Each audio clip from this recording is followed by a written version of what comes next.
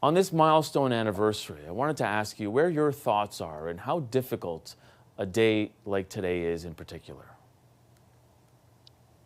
Uh, this year, it's my thoughts are with my mother because she passed away this year, and I'm with all the mothers of my classmates who died on that day. Some, some like my mother died, but I know some of them, and particularly Susan Edward, with whom we fought for gun control.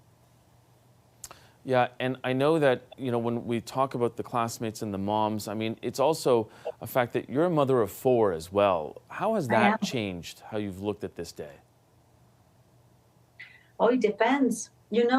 I on December 1999, I learned that I was pregnant for my third child. So for me, that day was not just the 10th anniversary, but it was the beginning of a new life in my family, my beautiful Roman.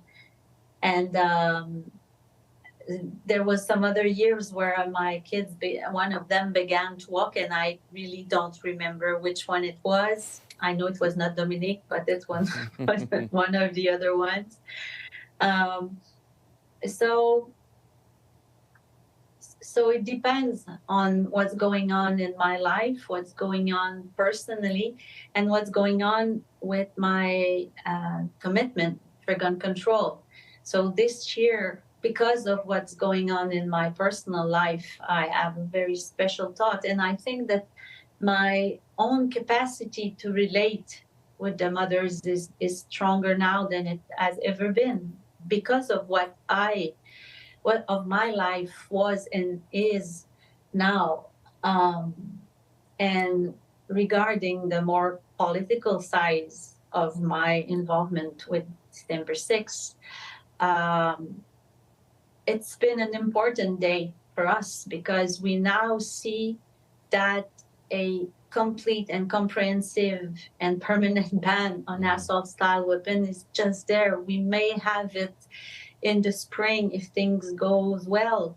So we really hope that what we requested 35 years ago will be completed soon. And that is remarkable. And the announcement yesterday, I know that you were there as well. However, you have been outspoken in the past about the Liberals essentially slow rolling various parts of the gun control measures. What has changed for you to call yesterday's announcement a bold step, especially when you consider where they have been on the buyback program, part of the program? The, the bold step is we are requesting a complete list of assaults, a complete ban on assault style weapon. And that we knew that the ban from 2020 was a good step ahead, but it was not completed. And so even when we applauded when Bill C-21 was tabled in 2022, we hoped, and Prime Minister Trudeau said in 2022 that he had to complete that list to have a real complete ban on this kind of weapon. So it's been very hard, but having that today and the buyback program that's working, the pilot phase is finished. They now in phase one, and Minister Leblanc told us yesterday in front of everyone that they will complete the list because there's around 500 models that were not in the 2020 IOC. So there's still some thinking to do regarding the list, and but it will be done before phase two of the buyback program, and then the buyback program will be enforced, will be organized, and I presume that those who have in their hands something that is now of no use because of it is illegal, they will want it to give it back to the government for an honest compensation. So I think it's a fair deal, and I think it will happen because, as saying Mr. Polièvre, those people are honest. They are legally own weapon. They cannot use them right now, so they will give them back to the government for what it's worth.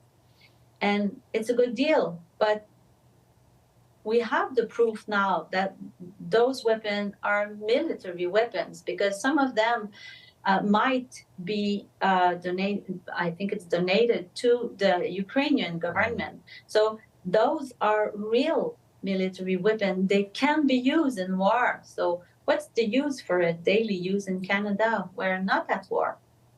Yeah, and I only have about a minute left, but I wanted to ask you, it's taken you 35 years to get to this point. You had mentioned a possible incoming government. Are you concerned that some of the changes that we're seeing could be reversed in the future?